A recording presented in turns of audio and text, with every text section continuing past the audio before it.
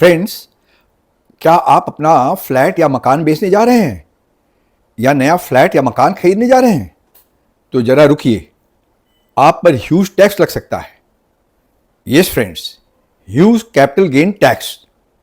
परंतु थोड़ी सी जानकारी के साथ आप अपना यह लाखों का टैक्स बचा सकते हैं। कैसे? जानने के लिए वीडियो को अंत तक देखिए धैर्य के साथ, विथ अटमोस्ट पेशेंस। मैंने कैपिटल गेन्स पर मिलने वाले तमाम महत्वपूर्ण डिडक्शंस की चर्चा इस वीडियो में की है, सविस्तार उदाहरण के साथ, with as many examples as possible. धैर्य के साथ इस वीडियो को देखिए अंत तक, टिल द एंड। मेरा दावा है कि वीडियो को अंत तक देखने के बाद आपको इस विषय की पूर्ण जानकारी हो जाएगी कि कैसे फ्लैट या मकान को बेचने पर लगने वाले कैपिटल गेन टैक्स से बचा जा सकता है। अगर आपको यह वीडियो पसंद आता है तो एक लाइक तो बनता है बॉस। अगर आपने वीडियो को पहले से सब्सक्राइब नहीं कर रखा है तो इसे प्लीज सब्सक्राइब भी कर दें और इसे प्लीज शेयर करें अपने दोस्तों को और स्टूडेंट्स को अधिक से अधिक संख्या में, for the cause of public awareness. दोस्तों, क्या आप जानते हैं कि थोड़ी सी जानकारी के साथ आप अपने लाखों की टैक्स की बचत कर सकते हैं। मैं यहां पर कैपिटल गेन पर लगने वाले टैक्स की बात कर रहा हूं। जरा सी चूक आपको बहुत महंगा पड़ सकता है। एक छोटी सी चूक और आपको 20% या फिर उससे भी अधिक की रेट से टैक्स अदा करना पड़ सकता है। परंतु थोड़ी सी सावधानी के साथ आप अपना लाखों का टैक्स बचा सकते हैं। गुड मॉर्निंग फ्रेंड्स, मैं CA M Jaiswal. Do you know a small mistake in summing up the provisions of capital gains and you end up paying a tax of 20%, which you can otherwise save. A minor mistake and you lose the indexation benefit too. And then you end up paying huge tax, maybe in lakhs. But most people just miss out on it. I request you not to be one of them.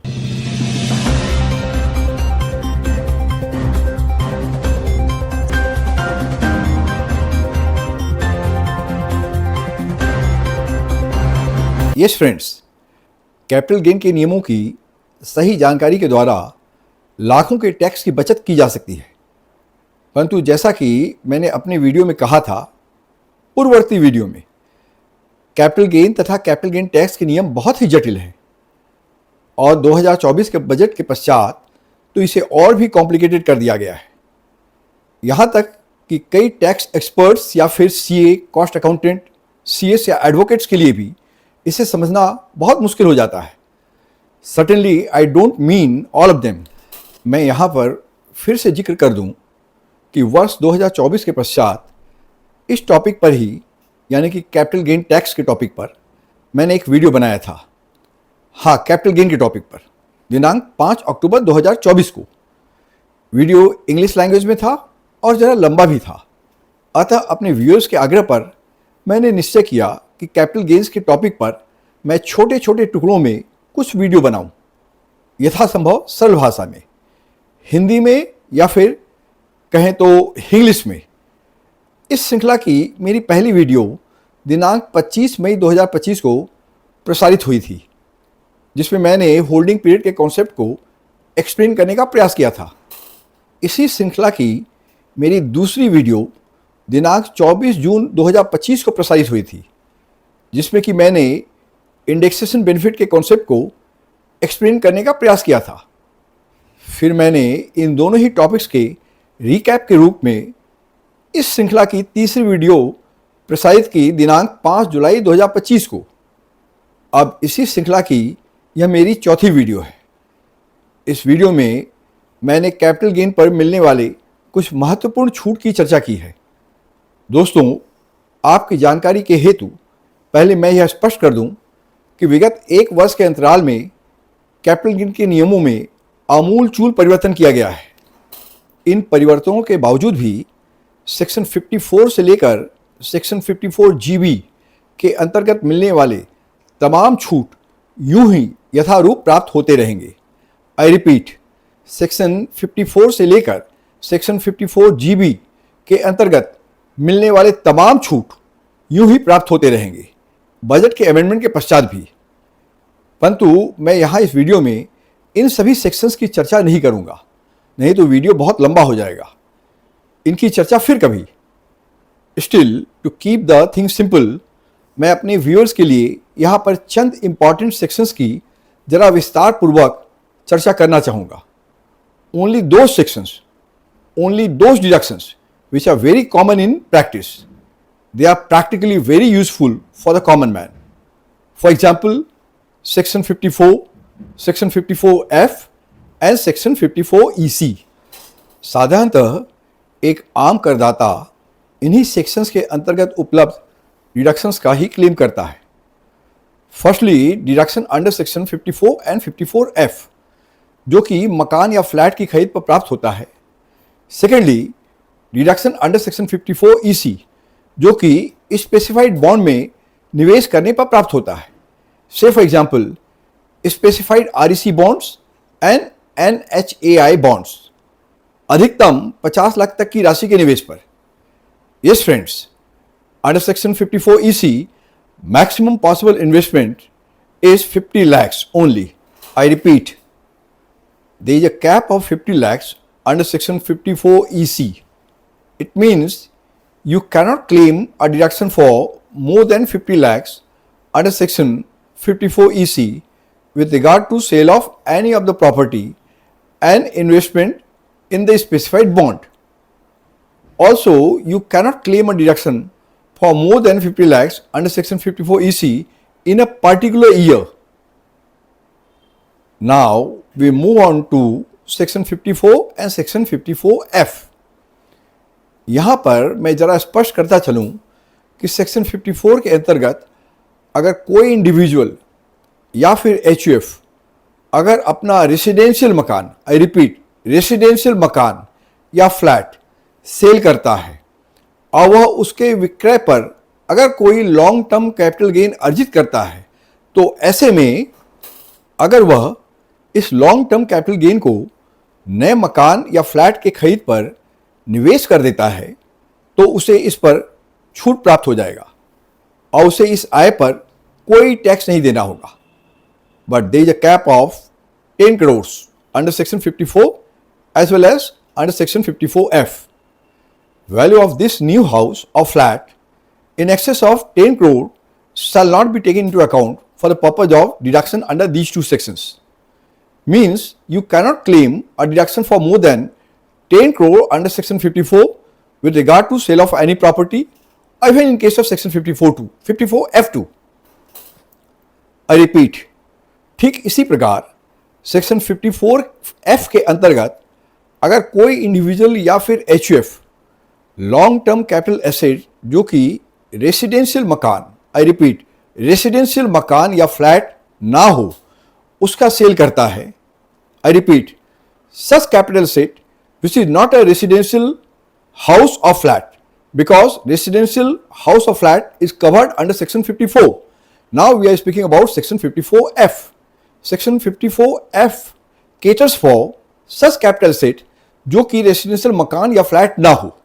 अगर उसका cell करता है tax payer और उसके विक्रय पर अगर वह कोई लॉन्ग टर्म कैपिटल गेन अर्जित करता है, तो ऐसे में अगर वह इस विक्रय की संपूर्ण राशि को नए मकान या फ्लैट के खरीद पर निवेश कर देता है, तो उसे इस पर भी छूट प्राप्त हो जाएगा और उसे इस आय पर अर्थात इस लॉन्ग टर्म कैपिटल गेन पर कोई टैक्स नहीं देना होगा। No capital gain tax in case he invest the sum under new house और flat under section 54F. So deduction under section 54F is allowable on such asset which is not a residential house or flat. यहाँ पर मैं और एक बात स्पष्ट कर दूं कि सेक्शन 54F के अंतर्गत नई खरीदी पर मिलने वाली छूट के लिए निवेश की राशि नेट कंसिडरेशन पर पकड़ा जाएगा, ना कि कैपिटल गेन पर। I repeat, under section 54F, we need to consider net consideration. I repeat again, section 54F के अंतर्गत प्राप्त होने वाले छूट के लिए निवेश की राशि नेट कंसिडरेशन पर कंसीडर किया जाएगा। आप उसे नेट सेल वैल्यू भी कर सकते हैं। जबकि सेक्शन 54 के अंतर्गत नई खरीदी पर मिलने वाली छूट के लिए निवेश की राशि को कैपिटल गेन पर कंसीडर किया जाएगा, लॉन्ग टर्म कैपिटल गेन पर। I repeat, it is for the section 54F we consider net consideration or net sales, but for section 54 we consider capital gain or long term capital gain. I repeat it once again ताकि दिमाग में अच्छी तरह बैठ जाए। Deduction under section 54 shall be considered on the basis of income, gain or long term capital gain, and deduction under section 54F shall be considered on the basis of net consideration or net sale price. चलिए इसे हम एक example के द्वारा समझते हैं।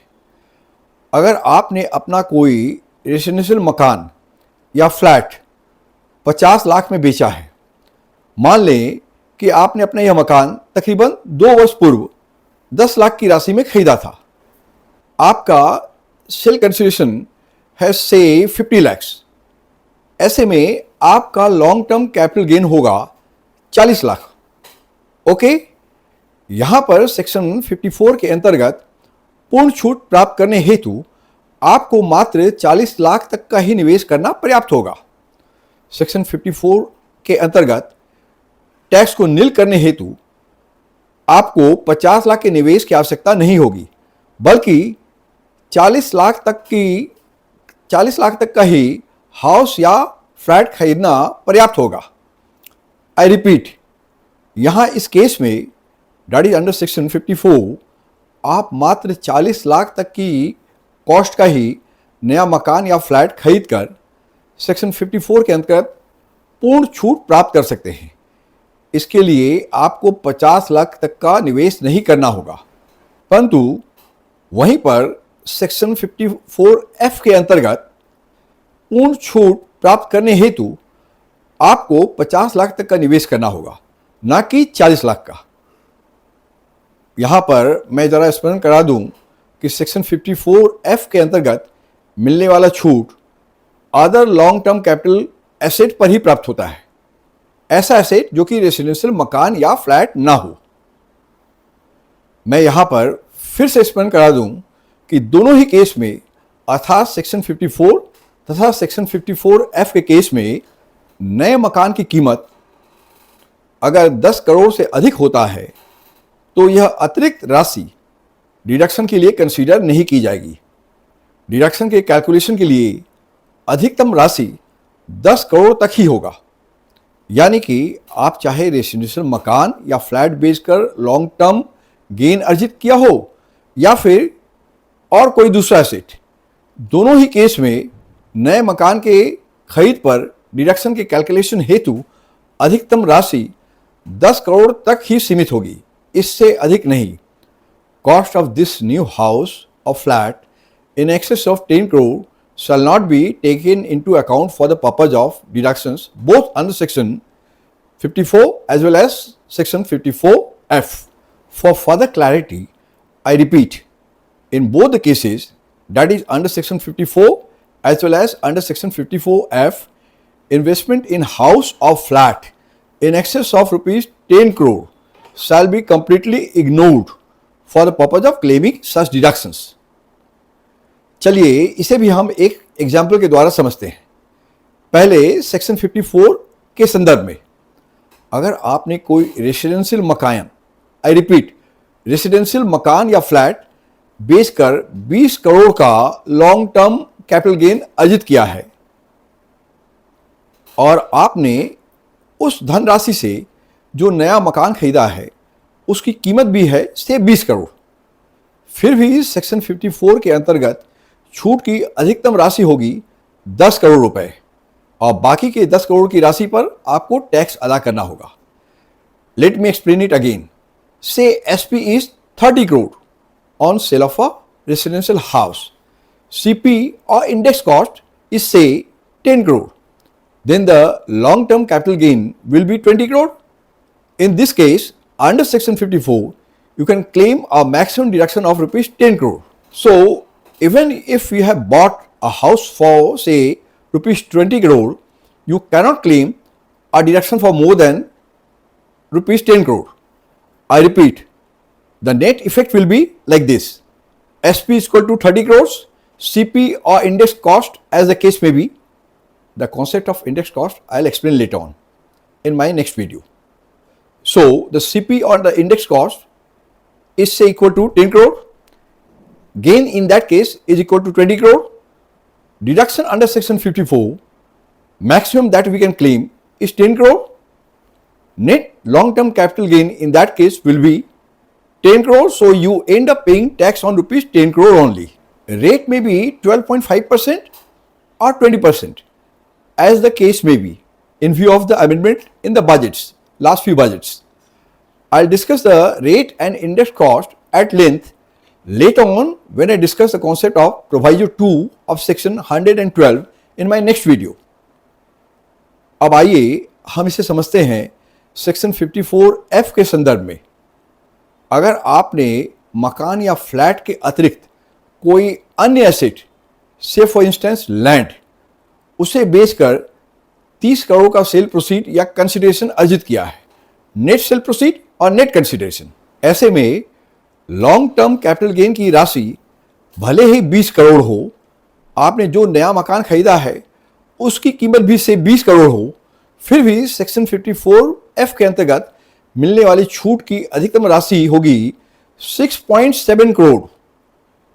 You are here reminded of maximum ceiling of 10 crore. Friends, as I explained to you earlier, deduction के calculation हेतु नए मकान की राशि 10 करोड़ तक ही कंसीडर किया जाएगा, मैक्सिमम 10 करोड़. ऐसे में the calculation will be like this. As you know, sale price is 30 crore, cost price और index cost is 10 crore. So long term capital gain will be 30 crore minus 10 crore, that will be 20 crore. We deduct under section 54F, deduction will be 6.7 crore. I'll explain the calculation of 6.7 crore in a little while. So the net long-term capital gain will be 13.3 crore. 20 crore less 6.7 crore is equal to 13.3 crore. And you end up paying tax on this 13.3 crore. दोस्तों, चलिए हम section 54F के deduction को जरा सविस्तार बारीकी से समझते हैं. Let me crack the code of 6.7 crore of deduction. The complete breakup of deduction under section 54F shall be like this. First of all, deduction shall be calculated with reference to sale price or net consideration, to be precise, as under numerator 20 crores divided by denominator 30 crores and then multiplied by cost of new house restricted to maximum 10 crore. Thus what we fetch, that will come to 6.67 crore. This is how we arrived at the figure of 6.67 crore. Actual amount of deduction allowable under section 54F will thus be 6.67 crore.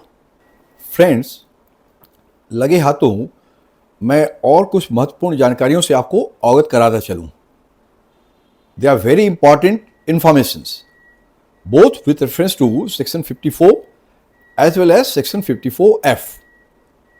Firstly, वह नया मकान या flat जिसमें कि आपको investment करना है, for claiming deduction under section 54 और सेक्शन 54F, आपको या तो 2 वर्षों के अंदर खरीद लेना होगा या फिर उक्त नया मकान आपको 3 वर्षों के अंदर कंस्ट्रक्ट करवा लेना होगा.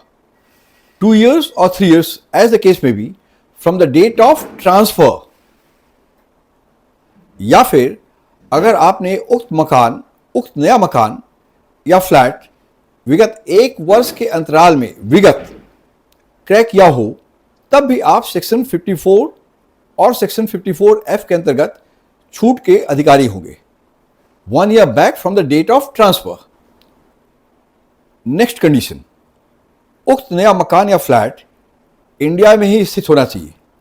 विदेश में खरीद या कंस्ट्रक्ट किए गए मकान पर यह छूट प्राप्त नहीं होगा। नेक्स्ट कंडीशन, चौथी शर्त, where the cost of new asset exceeds rupees 10 crore, the amount exceeding rupees 10 crore shall not be taken into account for the purpose of aforesaid exemptions. It will be ignored. I mean the excess amount will be ignored. इस point का उल्लेख मैंने इसके पूर्व में भी सविस्तार किया है, आप वीडियो को रिवाइंड करके देख सकते हैं। पांचवी शर्त, आप उक्त नया मकान या फ्लैट को खरीद या कंस्ट्रक्शन के 3 वर्षों के भीतर विक्रय नहीं करेंगे। I repeat, that new house और flat that you gonna purchase और construct, you cannot sell it within the next 3 years from the date of such purchase, वरना इस नए मकान या फ्लैट के विक्रय पर होने वाले इनकम पर आपको टैक्स तो देना होगा, साथ ही आपने पहले जो छूट प्राप्त किया था उसको भी इसी वर्ष का इनकम मान लिया जाएगा और उस पर भी आपको टैक्स पे करना होगा। Next point, where the amount of capital gain under section 54 or net consideration under section 54F is not utilized by the assessee for purchase or construction of new house before the due date for filing of ITR under section 139, you should deposit the same in capital gain account deposit scheme 1988 before the due date for filing of ITR under section 139(1). हाँ दोस्तों, जब तक आप नया मकान या flat नहीं ले लेते, आपको उक्त धनराशि capital gain account deposit scheme 1988 में रखनी होगी। साधारणतः यह अकाउंट किसी भी शेड्यूल बैंक में खोला जा सकता है, जैसे कि पीएनबी या यूको बैंक ETC। अगर तय समय सीमा के भीतर इसका निवेश मकान या फ्लैट के खरीद या निर्माण में नहीं हो पाता है, तो 3 वर्ष के समय सीमा की समाप्ति के पश्चात इसे आपका इनकम मान लिया जाएगा, कैपिटल गेन, और उस पर आपको टैक्स अदा करना होगा, कैपिटल गेन टैक्स। हालांकि इसके पश्चात आपको इस रकम को उक्त डिपॉजिट अकाउंट से निकालने की छूट होगी। Next point number 7, under section 54F, you should not own on the date of transfer of the original asset more than one residential house other than the new house or flat। यह शर्त मात्र section 54F के संदर्भ में है। Next point number 8, under section 54F, you should also not purchase within 2 years after such date or construct within 3 years after such date any residential house other than the new house or flat. Such date means the date of transfer of the original asset. Friends, इसके पश्चात करदाता उक्त transfer के 2 वर्ष की अवधि के भीतर कोई और मकान या फ्लैट खरीद नहीं सकता, या फिर 3 वर्ष की अवधि के भीतर कोई और नया मकान कंस्ट्रक्ट नहीं कर सकता। I repeat, 2 years or 3 years, as the case may be, from the date of transfer of the original asset। यह शर्त भी मात्र सेक्शन 54F के संदर्भ में ही है। I repeat, point number 7 and point number 8 explained earlier are applicable to section 54F only। Friends, और एक बात, अपने व्यूअर्स की ही सहूलियत के लिए मैंने इंडेक्स कॉस्ट के कॉन्सेप्ट को यहाँ पर छेड़ने की कोशिश नहीं की है, वरना मैटर ज़रा कॉम्प्लिकेटेड हो जाएगा। इंडेक्स कॉस्ट के इस कॉम्प्लिकेटेड प्रोविजंस को मैं अपने नेक्स्ट वीडियो में सविस्तार एक्सप्लेन करूँगा, विशेषकर सेक्शन 112 के सेकेंड प्रोवाइजो के संदर्भ में। Friends, I shall discuss the concept of second proviso of section 112 in my next video, which will cater for mechanism of index cost। दोस्तों, कैपिटल गेन के जटिल नियमों को समझने के लिए इस वीडियो में डिस्कस किए गए तमाम deductions under section 54 54F and section 54EC के इनके अंतर्गत प्राप्त होने वाले तमाम डिडक्शंस के कॉन्सेप्ट को भी भली भांति समझना जरूरी था और मैंने इसे डिटेल में यहाँ एक्सप्लेन भी किया है। आशा है मैं अपने इस प्रयास के द्वारा कैपिटल गेन के इन जटिल प्रावधानों को, इन डिडक्शंस को आप लोगों को, जनसाधारण को सरलतापूर्वक एक्सप्लेन कर सका हूँ। दोस्तों, अगर आपको हमारा यह प्रयास पसंद आया है तो please like, share and subscribe my video. Thank you. धन्यवाद।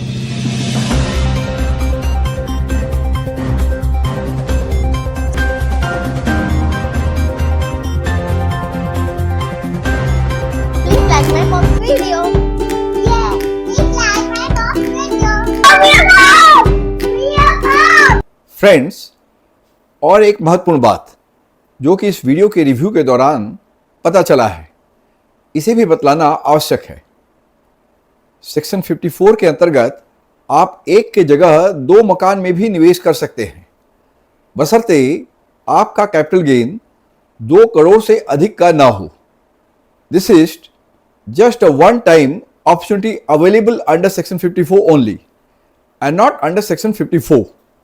I repeat, this is just a one lifetime opportunity available under section 54 and not under section 54F. You can invest your capital gain for purchase or construction of 2 new houses instead of 1 new house, but with a condition that your capital gain does not exceed rupees 2 crore, and this is a one lifetime opportunity. I repeat once again, the benefit is available in case of section 54 only, that is in case of sale of your residential house.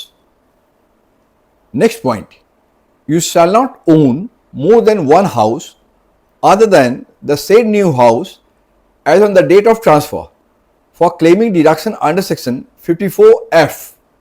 अर्थात उपरोक्त छूट प्राप्त करने हेतु और एक महत्वपूर्ण शर्त है कि आपके पास इस नए मकान या फ्लैट के अतिरिक्त एक से अधिक मकान ना हो।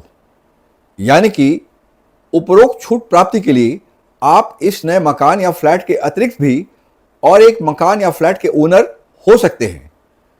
This condition applies in case of section 54F only and not under section 54. विगत रात मेरे पुत्र ने ये बात भी पॉइंट आउट करते हुए मुझसे इसे भी एक्सप्लेन करने का आग्रह किया है। इमूवेबल प्रॉपर्टी अर्थात अचल संपत्ति जैसे कि मकान, फ्लैट, लैंड आदि के केस में लॉन्ग टर्म एसेट के लिए, लॉन्ग टर्म कैपिटल एसेट के लिए लॉक इन पीरियड 2 वर्ष से अधिक कंसीडर किया जाएगा, न कि 2 वर्ष। अर्थात अगर आपने अपना मकान या फ्लैट जो कि आप अभी बेचने जा रहे हैं उसे आपने मिनिमम 2 वर्ष के पूर्व खरीदा हो या इनहेरिट किया हो या गिफ्ट के रूप में प्राप्त किया हो, the key point is that you have held it for more than 2 years, तभी वह लॉन्ग टर्म कैपिटल एसेट समझा जाएगा और उस पर छूट के तमाम प्रावधान प्रभावी होंगे, वरना नहीं। Yes friends, all these deductions with reference to section 54, 54F, 54EC and other such deductions too can be claimed in case of sale of a long-term capital asset only. Viewers, you are free to point out any omission or mistake in this video. I shall wholeheartedly welcome such a noble gesture. Thank you once again. धन्यवाद।